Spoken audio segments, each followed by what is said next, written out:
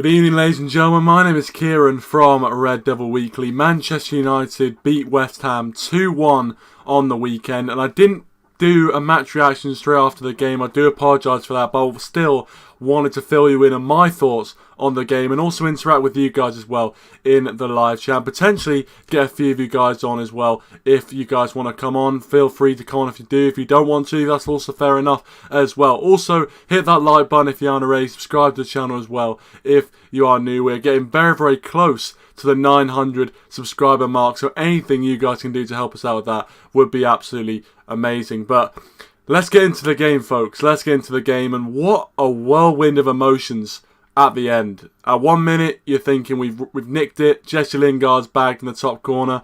I so want him to celebrate. I'm not going to lie, I respect him not for celebrating, but I so want him to celebrate, to be honest.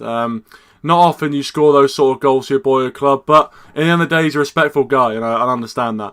1 minute as a fan, you're elated. The next, you're down, and the hope is lost. When West Ham get that penalty, I'm not going to lie to you, I never thought for a second David De Gea was going to save that penalty. I remember saying at the time, I was saying De Gea's going the wrong way. And to be honest with you, that's just the reaction I have for every penalty we get when David De Gea is in goal, because notoriously he's not great. I think that's the first penalty he saved since 2014, since actually 2016, sorry, and I think he saved Lukaku's penalty in the FA Cup semi-final. So he has made saves before. But that was a massive, massive moment, potentially not just in that game, but in our season as a whole. Will that be a bit of a turning point? We've been winning games by just, getting a bit of luck, and was that the bit of luck we needed to keep this run going, keep the momentum going? Because let's face it, if we had lost that game, or if we had drawn that game, at the end, the momentum, the atmosphere within the group, within the fans would have been just so deflated after getting that goal which felt like the winner to then not come away with the 3 points. It would have been so deflating, I've got to say. So I'm so happy David De Gea came up with the save. Owen says 900 subs. Thanks for joining. Appreciate it. If we have got 900 subs, thank you so much. Really do appreciate it. I could not thank you guys enough. I'm not sure if that's true, but please do let me know if it is. Matthew joins as well. Thank you for joining, Matthew. He said he knew. Of course you did, mate. Of course you did. And Kobe, thanks for joining, Kobe. Good to see you again, my friend. Hope you're doing well. He says, hello, Kieran. Hope you're good. I'm very good, Kobe. I'm very, very good indeed, mate. Hope you're doing well as well. On the game in general, how do you think Man United's performance was overall? I'm going to get into that in just a second, because I think it's really interesting to analyse our recent performances, not just this one, but recent performances, and where this performance sits within those recent ones. Because really, I thought in the first half we were kind of the better team. I think West Ham for the first half an hour did contest it, but actually I thought overall in the first half we did not deserve to be behind. And I know some West Ham fans might say that actually the goal they got, even though it was pretty lucky, they probably deserved it. And it's difficult to say. I personally believe that even though West Ham were decent in that first half, I don't think they were much better than us, if at all. So, I don't agree with this idea that West Ham would have deserved to have been 1-0 up at half-time. I think 1-1 was a fair result at half-time, to be honest. Obviously, Benrahma deflected goal. Varane, unfortunate for him, couldn't do much about it. Obviously, he did turn his body a little bit, which will frustrate people, but it's a difficult one, really. Obviously, De Gea did his normal routine of just standing there watching it go in, but I'm not going to slate De Gea, really, for that one. It's difficult when you've already gone one way and then it goes in the other side. Ronaldo stepped up again. He had a few chances before he scored the goal, but he stepped up, obviously tapped in the rebound, got lucky with the keeper, but he had to be there. Great ball in by Fernandes as well, but he had to be there. He had to make that run. And fortunately enough, it came out, and Ronaldo tapped it in for his 4th goal in 3 games. And then the second half happened, and I actually thought for a lot of the second half we were probably the better side. I think West Ham did have a bit of pressure, but actually for the second half we played pretty well. Obviously then we made a few changes. Matic came on, Lingard came on, of course, and then they both combined for the goal. So Ole, for once, after being absolutely berated for his substitutions in midweek against young boys, he's got them right, and that is just football. That really is football. That's what can happen. One day you're being told you don't know how to make subs. The next day you're being lauded for your substitution. So, football fans in this day and age are really fickle. But in the end of the day, I have to put my hand up and say I was one of those ones that said Ole's subs are pretty hard to defend. But in the end of the day, you've got to give a guy credit where credit's due. He made the subs at the right time and they combined for the goal. And a brilliant goal it was for Jessie Lingard as well. And it was great redemption from midweek. Great to see him have a moment like that. And as I said, I want him to celebrate. But obviously he's a respectful guy. Kobe here saying, what do you think of the controversial penalty decisions? Very, very good question, actually. Let me know what you guys think as well. Obviously, Martin Atkinson, and probably rightly so, got a lot of stick for his bad performance, really. And I didn't think he had the best of games. I'm going to be honest. Maybe I'm being a bit... maybe I'm being a bit easy on him saying I didn't think he had the best of games. But he really didn't have the best of games. I thought West Ham probably should have had a penalty when Wan-Bissaka tried to kind of cut out a pass and he just wiped out Souček in the box. I thought West Ham deserved a penalty there. I think Ronaldo deserved at least one penalty, if not two, potentially two, and I'm sure you know the two decisions I'm talking about. The second one, the one in stoppage time, I do not know how that is not a penalty. I do not know how they didn't even go over to the monitor to check it. And I know obviously Dermot Gallagher and the referees, PGMOL, whatever they're called, have basically said that Ronaldo was going down before the contact was initiated. But you cannot tell me that if that was, say, Wan-Bissaka on a West Ham player, there is no way people would be shouting corruption, saying that, Man United get all the decisions. But because it was on Ronaldo, everyone just thinks he was diving and says that it's his fault. And it was a bit annoying sometimes where Ronaldo was looking for cheap fouls when he was never going to get them. But in the end of the day, if that was against a West Ham player and a Man United player committed that foul, or, put that challenge in, everyone in the Premier League would be saying that we're paying off the refs, saying VAR Chester United. But because it was against us, no one gives a bollocks. No one cares. Dazza, thanks for joining, mate. Appreciate it. Make sure to check out Dazza's channel. Great stuff over there. Great result. Their goal was against the run of play and was going straight to De Gea, but deflection took it past him. Ronaldo's arm was offside. There can't be offside now for that anymore. Exactly. Obviously the defender's leg was keeping anything that was anything that he could score with on his body onside, and that was, that meant it was fine. But yeah, I thought it was a great result. It's a massive, massive result for us, really. And I think the best thing about that result is that,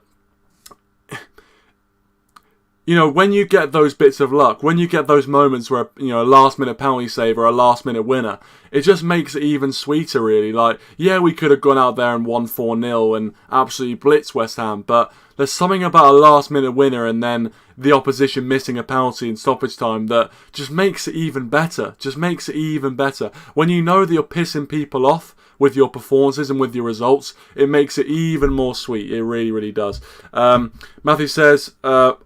I was so pissed, he said, take it in the face, fuck's sake, it's only a football. Well, yeah, listen, I'm surprised you're not in the army with talk like that, to be honest. But yeah, I know, to be honest, you're one of those people that says you shouldn't turn your back, really. I think one thing I would agree with is the fact that when you're being paid that much money, you shouldn't really turn your back. There's no excuse for it. If you're playing Sunday morning football and it's like -5 and the ball's really hard, then I can understand it because you're not being paid. You're just there to enjoy yourself really on a Sunday afternoon. You're not being paid 500 grand a week. So, unfortunately, yeah, Varane, I wouldn't go as far as say it was a mistake, but he should have done better with that maybe.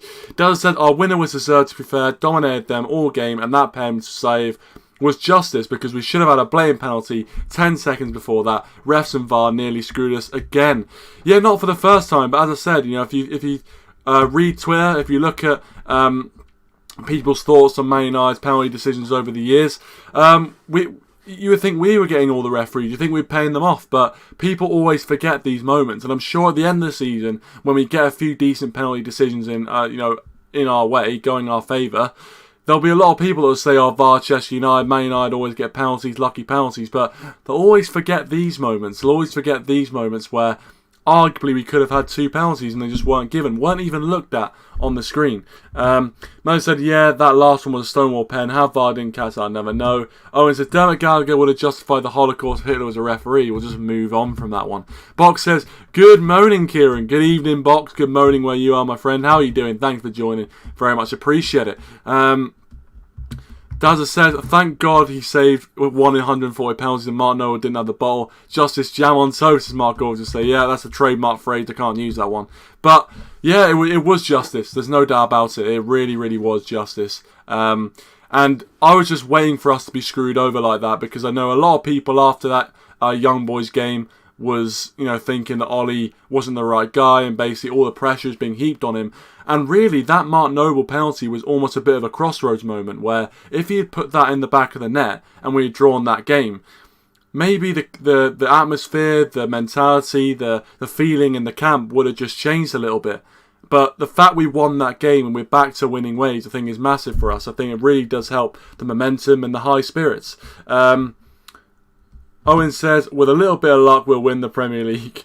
Yeah, hopefully, mate, hopefully. But that is one thing I do want to talk about, really, is this sustainable? Is this type of win sustainable for Manchester United, where we don't exactly play the best football for 9 minutes? I actually thought that this was probably our best away performance of the season, even though we weren't scintillating by any means. But out of all the away matches we played so far, I think this was probably the best performance we played. But in the end of the day, if we're going to win a league title, you cannot play like that. You cannot, just allow teams to have most of the possession, allow teams to have as many chances as West Ham had, because a better team will pick us off. There's no doubt about it. So we've got to find a way of beating those bigger teams. And Ole Gunnar Solskjaer is someone who's a bit of a specialist at beating the bigger teams. He's a little bit of a specialist, especially when it comes to going to the Etihad. But in the end of the day, those wins are the sort of results that can go towards winning silverware. I'm not going to count my chickens just yet, but those sort of results where you just think, how the hell did we get away with that? Those sort of 3 points are the best 3 points in terms of looking back at the end of the season. Della said, I'd rather turn my back and get hit in the back than get hit in the face or hand, which would be worse. Yeah, I mean, it's true. It is true. What I would say is that, if you turn...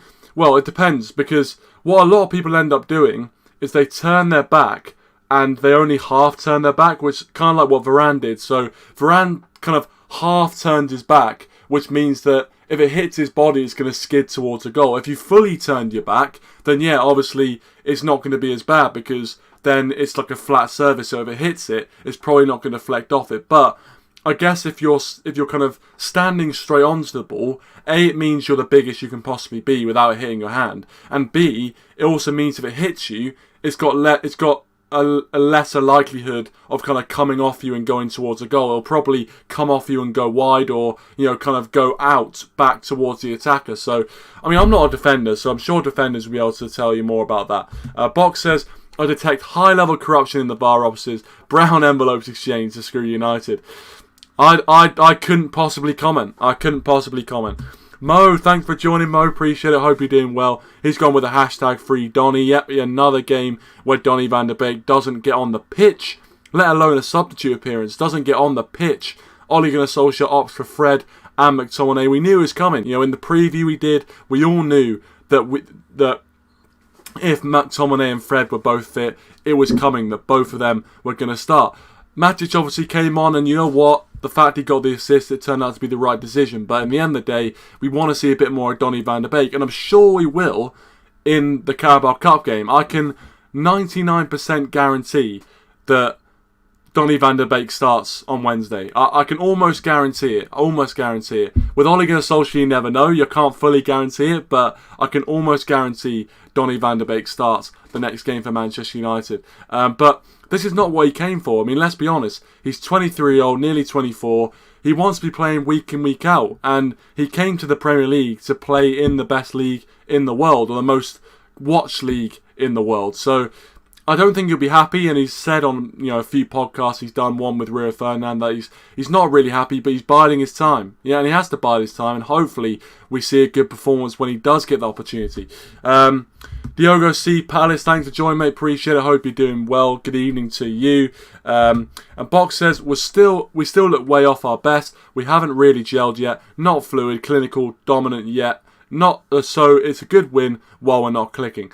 Well, yeah, exactly. In the end of the day, it's a good result. I think it's a good result. Yes, I agree with you that we didn't play at our best, but the teams that can win without playing at their best often end up doing well. And as I said, I'm not going to get overexcited just yet, because I think Chelsea look a lot better side than us, and even Liverpool right now look a very, very strong team.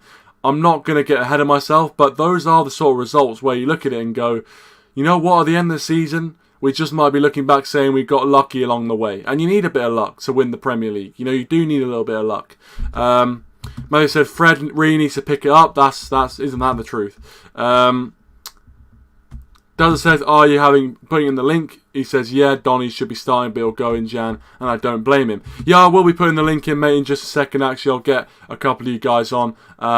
Because, I mean, to be honest with you, this should have been done yesterday. This review should have been done yesterday. I didn't have time to do it, unfortunately.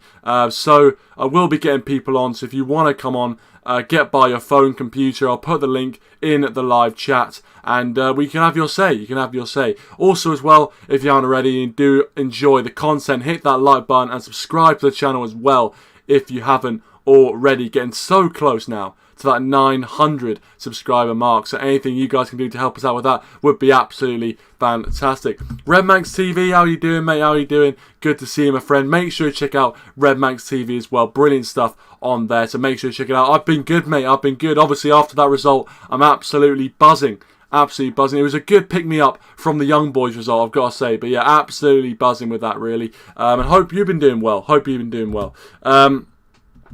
Dazza also says, I wouldn't box if we want to be winning trophies. We can't be changing winning formulas. And I think that is true. You need consistency. And the one thing I do like about this team now is if you look at that back line, I reckon that's going to be the back line for at least 35 of the 38 Premier League games. And that's what you want.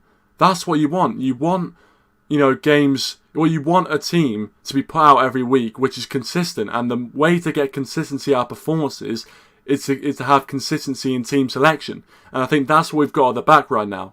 Thomas Omar, thanks for joining, mate. How are you doing? I'm doing well, Thomas. Hope you're doing well. He says, you in uni? I am in uni right now. Not right now, but I am still enrolled in a university course. I'm going into my third year of uni. So yeah, this year I will be in a different background, different settings, but I will be at uni for this year. Then that's it, I think, after this year. So my last year of uni is this one. But thanks for joining, Thomas. Appreciate it. Hope you're doing well, my friend. Hope you're doing good. Apparently Dazza said we've already got 900 subs. Well, I believe Dazza. Owen said it before, but I'm not sure if I believed him. So I believe Dazza. But thank you very much for 900 subscribers. Honestly, really, really do appreciate it. I know I've been banging on about getting there for ages now, but we're finally there. We're finally at 900 subscribers. So thank you so much for all the support. Really, really do appreciate it. And yeah, you guys make the streams. I always say this. You guys turning up, tuning in, having your say in the live chat always does, make the stream. I'm just here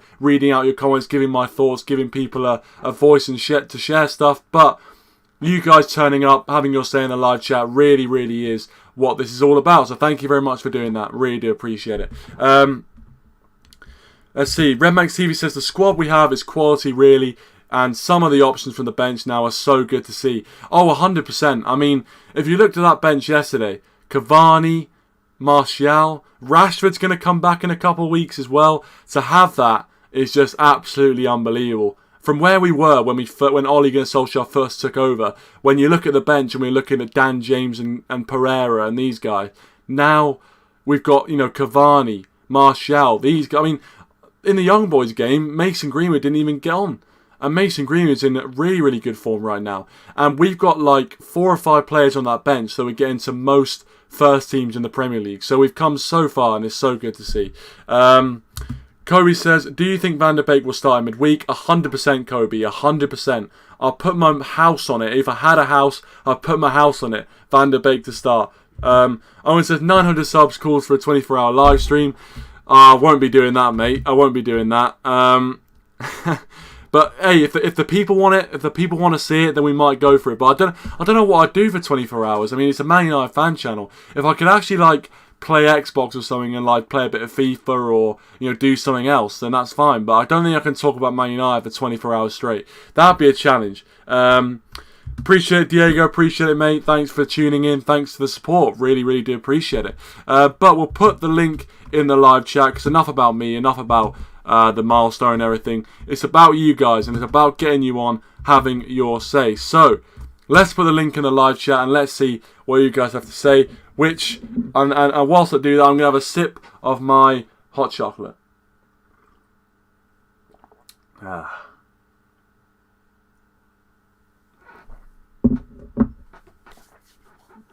That's lovely. That's absolutely fantastic, isn't it?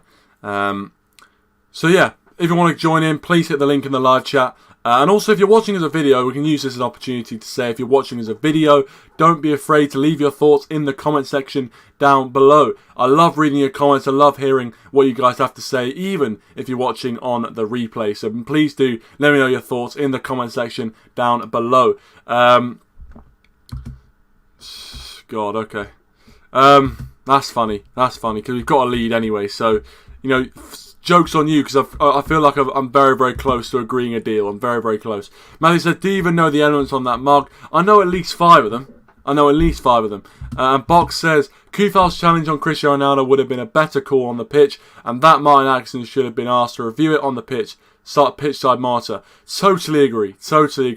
And obviously you talked about the brown envelopes and things like that, but, you know, as I said, I couldn't possibly comment. As a journalist, I couldn't possibly comment.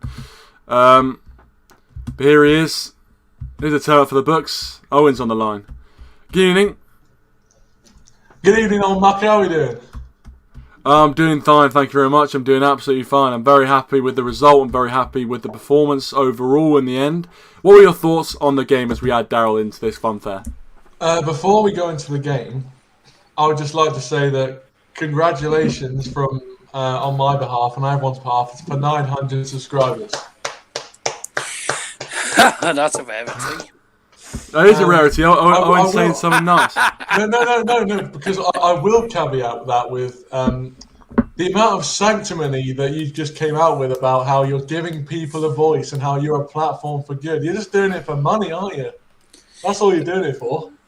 Mate, if I was doing it for money, I would... He'd have a job. He's not monetized till he gets over 1,000 subs. Exactly. Listen, if I was doing it for money, I would have quit long ago. Trust me. Or you're just doing it to build your profile then. You don't care about the viewers.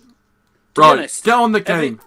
I get people saying that about me, but I don't do it for the money. You know full well exactly. I do it because I enjoy communicating with people around the world. I get loads of people from around the world, same as Kevin. You know, get loads of people from all over the shop. I mean, United lads, I met them through Kevin's channel. You know, and now look at the bonding we've all got. You know, Tom, don't even know him personally either, but, you know, we got... There's a lot of people who have watched Kevin's channels, watched my channel, you know. We have a great community, all of us. So, you know, I would never do YouTube just for the money.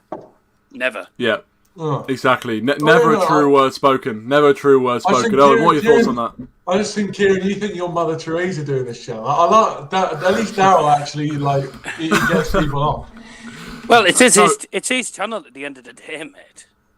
Anyway, thank you, Daryl. Appreciate it. Well done for 900 subs. I'm not sure you deserve it, but there we go. Anyway. Hey, you're not you're catching up to me slowly, aren't you? Yeah, slowly but surely. Yeah. Anyway, Owen. Let's get off that. Let's talk about the game. What were your thoughts then? And actually, I want to ask you first about your thoughts on the penalty at the end and the keeper that made the save. What were your thoughts on that? I thought that first of all, I thought it was a penalty. Is that what you wanted me to say? It was a penalty. Luke Shaw's arm was outstretched, but he should have given the other two the other end. So to be honest, like we should have got that one because you know Pratkinson decided not to give us one at the other end. But I thought, you know, as I said, it had to be saved. But if we're honest, it's a crap penalty by a 37-year-old journeyman.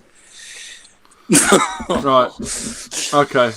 Right. I mean, he did well because he never saves penalties, but it's like someone who never scores a goal in football. It's like suddenly everyone's celebrating when they scores a goal.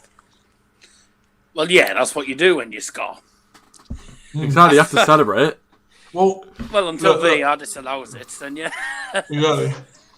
Yeah, I'm full of praise for De Gea, but just not at Dean Henderson's expense, like a lot of other people do. Well, no, we're just praising De Gea in the end of the day. We're not talking down to Henderson. Henderson's a decent keeper, just not as good as De Gea, and I think it's proven again today. So why is one of your mobs in the chat saying Dino then? Everyone's allowed to have their opinion, I believe. Everyone's allowed to have their. It's free speech. Everyone's allowed to have their opinion. Right. Something Owen, you need to realise. Dean Henderson's not going to start ahead of David De Gea. Exactly. I agree. De Gea is a Manchester United great. Been with us for about 10 years now, if I'm correct. And since he's joined, he's been the man who's kept us in most of the games. Dean Henderson, with him on penalties and stuff, he's about as good as De Gea on pens, so he probably wouldn't have saved it, even if it was such a bad pen. You have to praise De Gea. I mean, yeah, you're one of the Dean Henderson fans, but people, you need to accept that Dean Henderson is nowhere near David De Gea's level. Well, but he's near De Gea's level the last few seasons. This season, he's woken up. Well, I mean, I think in the end of the day, last season as well, actually. But there you go. Yeah, exactly. Yeah, I agree. But yeah, I mean, let's. A few comments, by the way. Matthew saying, yes, let's not celebrate a penalty save. Good call, Owen. Obviously, a bit of sarcasm there from Matthew. Diego says, your De Gea got a solid left hand to stop the pen from Noble. Good save. Poor pen taken. That's from a Crystal Palace fan. That's what I said. Yeah, there you go. Bad pen. But in terms of the game overall, what were your thoughts? Do you think we played well? Do you think we deserved to win? First half we were okay. Second half was an abomination. I don't know. You must have been watching Bow v Blackpool, mate. I just thought that tactically, if West Ham had Antonio, then we probably would have struggled a bit more. But I mean, at the end of the day, we should have won 3-1 because Ronaldo missed a sitter. But overall, I thought the performance was all right. It wasn't amazing. It wasn't crap. I'm allowed to say shit on this channel. Yeah, go on. Well, you just said it anyway. You just said it. I can't. But no, I thought Lingard. Thanks for the warning on that one. Brilliant story for Lingard scoring. So 3 points, lovely jubbly. Lovely jubbly. Go on, Darryl. What are your thoughts then? Do you agree with Owen? Do you agree that actually the second half we weren't that great, or do you have a different opinion? I thought we had the better side all match. First half, I'd say we had the slight edge. Thought it was fairly even. I know the stats don't show that because we had more shots, but I think a lot of the shots we had were mostly bushed shots and pop ones mostly. But when we had chances in the game, we did well with them. Ronaldo, I think, must have had about 9 shots or something, and practically every one of them was on target. I don't think I can't really fault him. I mean, I know everyone's calling him a diver and all that jazz. The first and second penalty may be debatable, but the third one is a definite blatant pen. So how on earth Atkinson and VAR can't give a penalty for that one, then 10 seconds later to give a penalty for handball when, Luke Shaw's arm is out, but at the same time, he does try and move it away at the same time. So it's I think it's a soft one, but, the handball rule for you. If it hits your hand, it hits your hand. But what annoyed me was they didn't make him, and I think Box said this as well, that VAR didn't tell Martin Atkinson to go pitch side and actually have a look at the Ronaldo penalty while he was there. So that was a mistake on VAR's part. And Darren England was on VAR, and I'll tell you, he's a championship ref. So not very experienced on VAR. You need Jared Gillett, really, because he's got more experience on VAR, to be honest with you.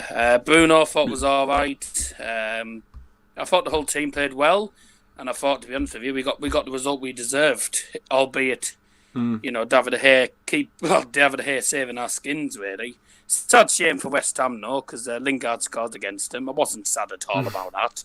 But, what a goal. Great goal, and that deserved to win, really. And then David De Gea's penalty save just capped it off, really. But I think West Ham can count themselves really unlucky. Yeah, I think in some ways they can. They can. They had a few decent chances, but obviously the penalty miss. I felt bad on a human level for Martin Noble, but on a football level, I didn't feel bad at all. A few comments, by the way. Brendan, thanks for joining. Says winning like this is the perfect way to kickstart Premier League challenge. You do need luck. You do need a little bit of luck. TTX says Lingard still needs to leave for his good and for United taking up space of upcoming talent like Mesbury and Alanga. Thanks for joining TTX, by the way. Appreciate it, mate. Hope you're doing well. So yeah, I want to ask you guys, I guess, about Lingard. Obviously, TTX has brought it up. We'll come back to you, Owen.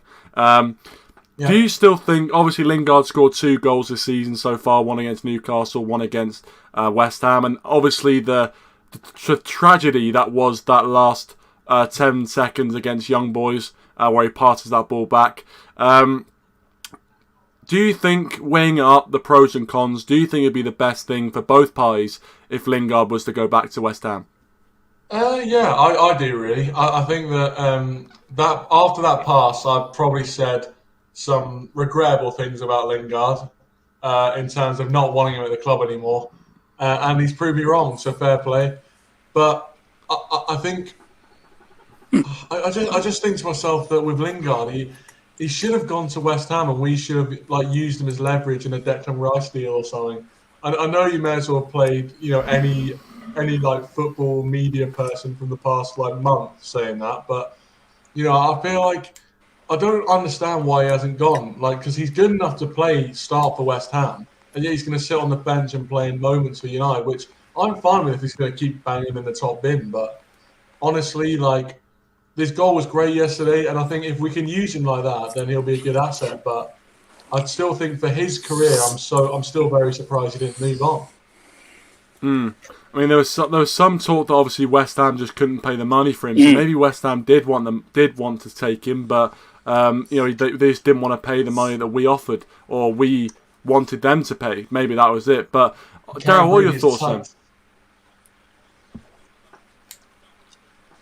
Yeah, just let him go on loan again, and then he can't play against us. But no, I think it'd be a good move. I think for Lingard, he's not going to get started, is he? For United, I think for West Ham, he got a lot of starts. He was scoring goals for fun for them. He was, he was playing well. I think he felt comfortable there. He's come back to United, not the same as he was there, but he's had a decent start of the season for us. So it'd be a shame for him to leave, but I think it'd be better for them. They've got a great player, and then at the same time, be better for us because it means it's another player we can take off the wage budget. Yeah, no, very, very true, to be fair. And I think, in the end of the day, he's not getting any younger. He want that consistent game time, and he's definitely going to get that at West Ham. Diego says, Bruno was the difference in the whole game for me between both teams. Obviously, setting up Ronaldo's goal, and yeah, he thought he looked very, very good today, Bruno. And Box says, Lingard burst West Ham's bubbles. I like that. You should become a headline writer. Yeah, you should become a headline writer. Red Hot Ronnie. Another good headline is Martin Atkinson is useless. I think that sums up the game really. Matthew's asking if you're eating. Just like Phil Jones. I'm having a curry. I'm having a curry at the moment. To be fair. Okay, nice one. Thanks for answering that one. Clearing that up for us. And Brendan says here, you need luck to win titles, and you need to keep going until the end. Obviously, people do talk about that luck. People talk about the. People talk about the fact that, no team goes throughout a season without getting a bit of lucky in games. Do you think, off the evidence of these first 5 Premier League games, the way we're playing, especially away from home, where personally I think we're a bit hot and cold, do you think that after looking at our first 5 games and looking at the first 5 games of the competitors, do you think we've got a chance of winning the league at this point in time? I'll start with you, Daz.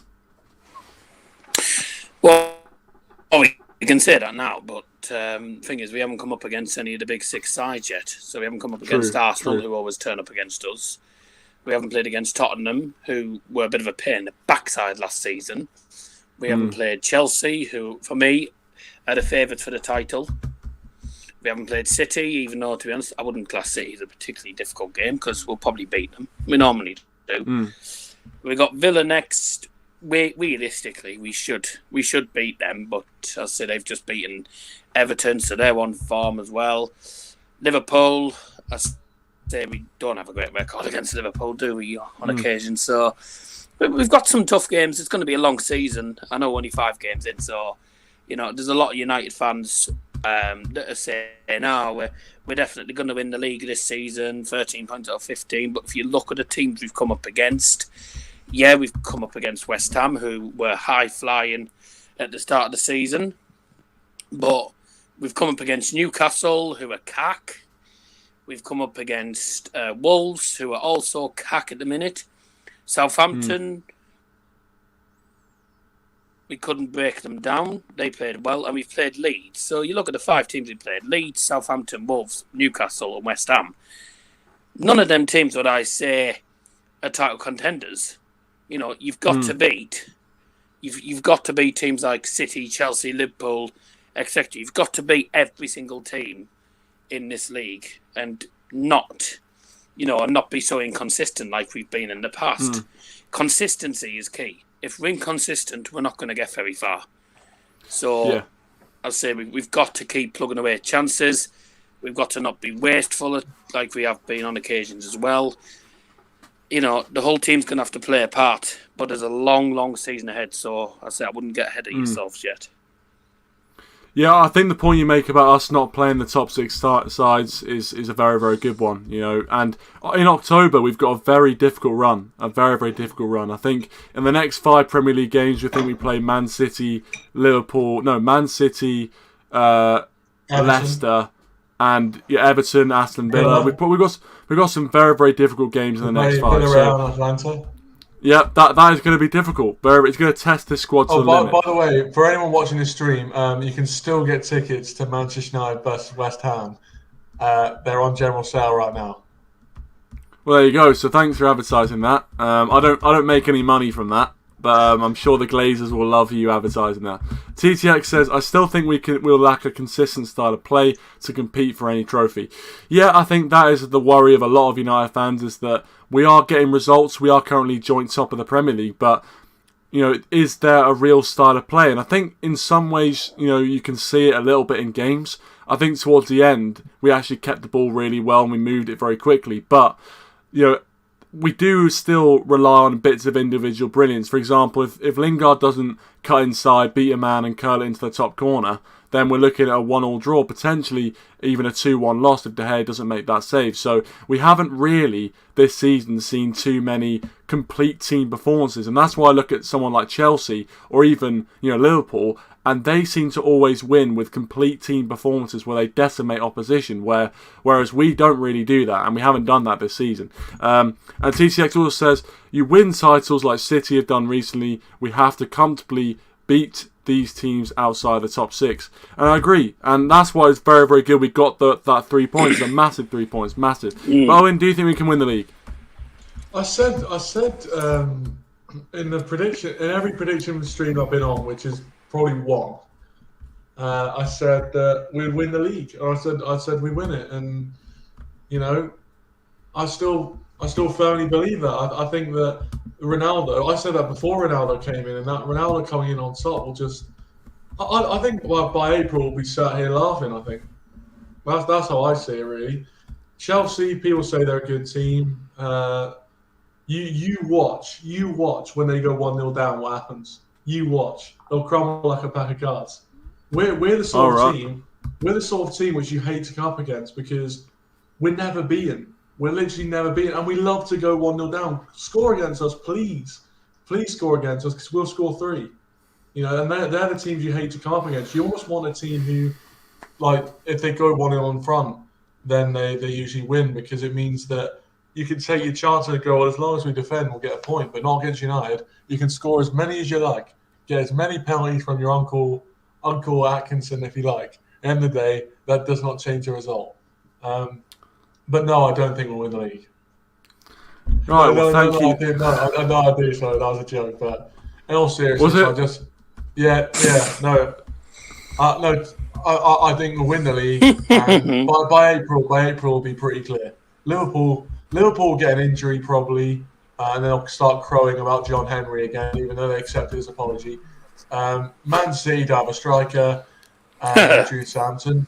Chelsea, just wait till they go 1-0 down, and we're in the clear. There's nothing. We have no weaknesses apart from our midfield. All right, well there you go. I think it's a pretty big weakness, but by the way, I agree with TTX's point. By the way. Oh, go on. So he's saying I still think.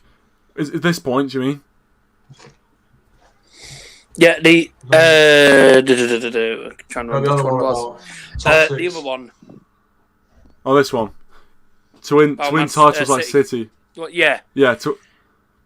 It's not just the teams in the top 6.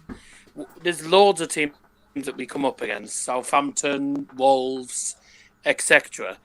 And we can't finish them off. We've got to learn to finish these teams off. And it's not just top 6. Well, West Ham, really, we should have had about 4 goals against West Ham, but we couldn't finish. It's all down to finishing your chances at the end of the day, and if we don't do that, it could come back to haunt us, especially against those top 6. So I agree with his point, but I don't think it's just necessarily the top 6. It's every team in the league. We've got to be finishing teams off. Oh yeah, 100%. You look at Man City, Liverpool. They're very, very ruthless. Very, very ruthless. Just before we get to Diego's comment, I just want to let anyone know what Sports Derry City that James Akintunde has scored for them to make it 3-2. But Diego says goal difference between yourself and Chelsea and Liverpool will be key. 3-horse race against the lesser teams make a statement. Agreed, consistency is important too. Yeah. I think it is. Goal difference is going to be a massive thing, and right now, obviously, we're a little bit behind, but we did win 5-1 and 4-1 this season. So at home, we seem to be able to score goals and finish teams off. But yeah, we just haven't really been taking our chances. I think we had 7 shots on target in the first half of that West Ham game. So yeah, we need to be more clinical, as you guys have said. Box is reckoning the quadruples on. I love your thinking, Box. And he also says, we've seen Tuchel crumble at home to Allardyce ball 5-2. Yeah, it happens to every great manager. But obviously, we need to see a bit more consistency, and I hope we do, because I think if we do see that, I think we will be getting close to winning the Premier League title. But we've got the Carabao Cup coming up as well on Wednesday. We're going to see West Ham again, potentially a bit of a change side from West Ham. What are your guys' initial thoughts? Obviously, we'll do the preview tomorrow for it, but what are your initial thoughts going into that game? Do you see a similar result at Old Trafford? We'll start with you, Owen. So I wasn't listening to your question. Yes. Okay, Daz, we'll start with you then, because Owen's not listening. Oh, this is the Carabao Cup game. No, we're starting with Daz now. Oh. Sorry, carry on, Darryl. I was watching Lad Baby. Okay.